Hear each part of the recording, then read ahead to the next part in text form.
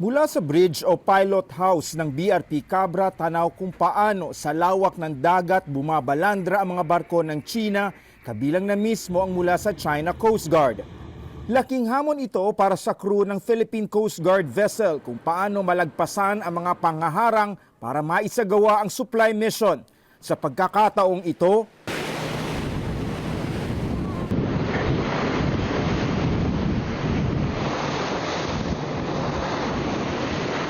di bababa sa 3 beses nalusutan ng BRP Cabra ang mga nakapalibot na barko ng China.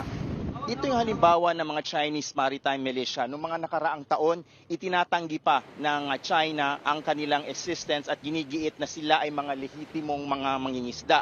Pero sa pagkakataong ito, lantaran na silang tumutulong sa Chinese Coast Guard sa paghaharang sa mga barko ng Pilipinas. Sa tala ng PCG, 5 barko ng China Coast Guard at 6 na barko ng Chinese Maritime Militia ang humarang sa 5 barko ng Pilipinas, 3 sa PCG at 2 supply boat. Pero aabot raw sa 38 ang kabuuang bilang ng mga barko ng China na nakakalat sa palibot ng Ayungin o Second Thomas Shoal. Kabilang dito, 5 barko ng People's Liberation Army Navy na mataan rin ang isang hospital ship. But all 38 of this didn't actively participate in the blocking operation. There were only 11. Paikot-ikot rin ang pinaniniwalaang spy plane ng Estados Unidos. Binugahan rin ng China Coast Guard Vessel 5203 ng water cannon ang ML Kalayaan. Bagamat hindi raw natamaan ang supply boat, itinuturing pa rin itong delikado at paglabag sa maritime law kung kaya't ipinoprotesta pa rin ng Pilipinas.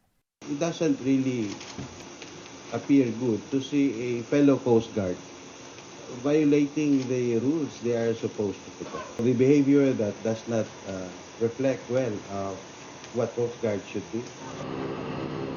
Sa unang pagkakataon, nagpadala rin ng RIB o Rigid Hulled Inflatable Boats ng PCG, kung kaya't mas nalapitan nila ang BRP Sierra Madre kung saan inihatid ang mga supply, kasama sa pag-iikot ang ilang mamamahayag. We don't want the Chinese government to still continuously argue that they have the total control of Ayungin Shoal. Itinuring ng Pilipinas na tagumpay ang misyon sa kabila ng mga panggigipit at ang masaklap na realidad na hinahamon ito sa sarili nitong teritoryo. Sakay ng BRP Cabra sa West Philippine Sea, David Santos, CNN Philippines.